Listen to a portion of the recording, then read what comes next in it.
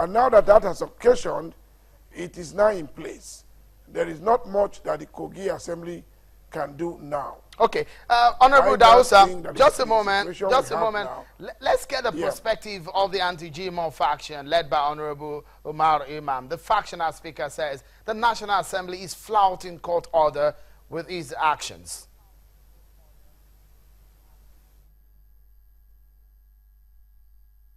In spite of the concurrency of the upper chamber, we still hold that they are in contempt of court.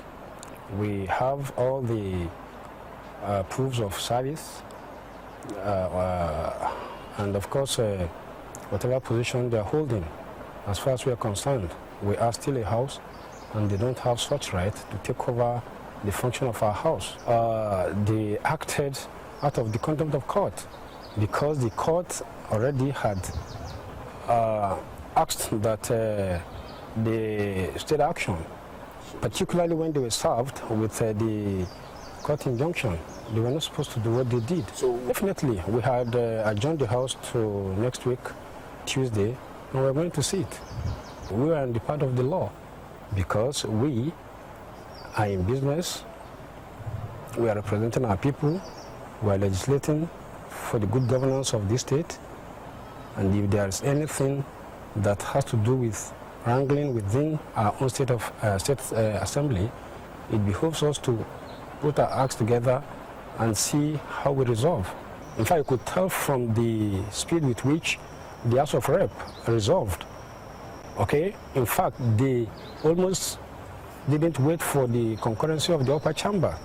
They already gave order to the IG to indeed take over our House of Assembly. And of course, already assumed to have taken over the function of our own House of Assembly, even before the concurrence of the upper chamber. That's Honorable Umar Imam there, the factional speaker in the Kogi State House of Assembly. But quickly, Honorable Dausa, what is the way out now? You've heard from the man on the other side. What do you think is the way out to resolve this crisis? Well, I think the way out is for the National Assembly to continue with its lawmaking duties over that assembly, and until such a time where we think that that assembly is in a position to return to normalcy. Because as it were, there's a constructive reason to suspect that there can be a breakdown of law and order. And I don't think the National Assembly should allow that to happen. And do not forget that the rules of the National Assembly give it the power to determine whether its activities will affect a pending court action.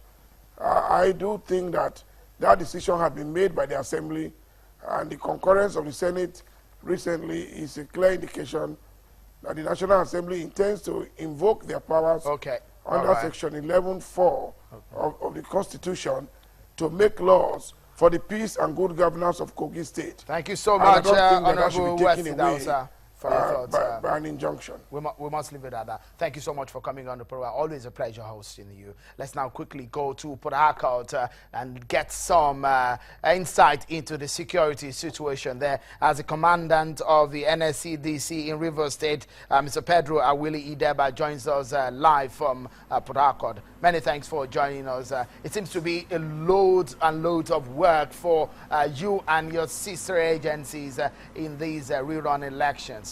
Do tell us just how sensitive things are looking up now, and what is going to be the specific role of your agency in these rerun elections. Thank you very much.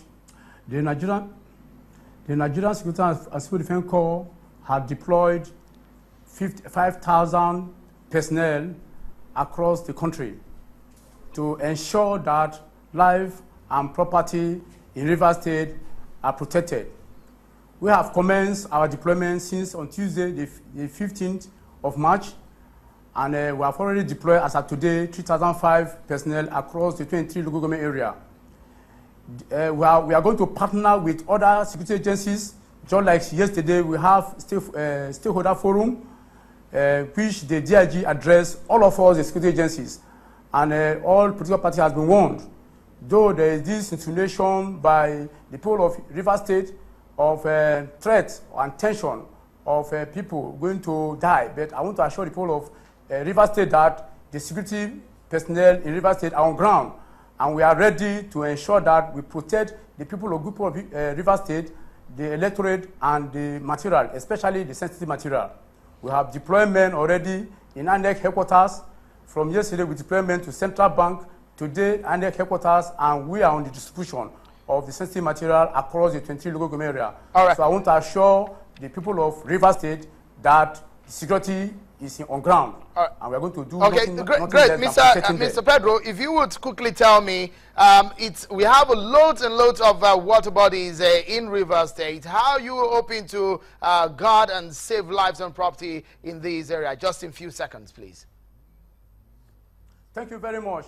Our men are all posted, deployed to all the local government area, and they have been given specific instruction on what to do.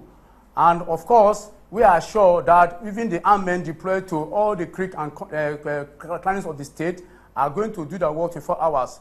We are going to ensure that people are not molested, people go about exercising their franchise. All right. And of course, we are sure that at the end of the day, come Saturday, we'll have a huge election in Rivers State. Thank you so much, the Commandant of the Civil Defense Corps in Rivers State, Pedro Awili Deba. Many thanks for coming on the program. I would like to thank you all for being such a great company. That's our show for today. Till next time, I'm Sean Wakimale. Bye for now.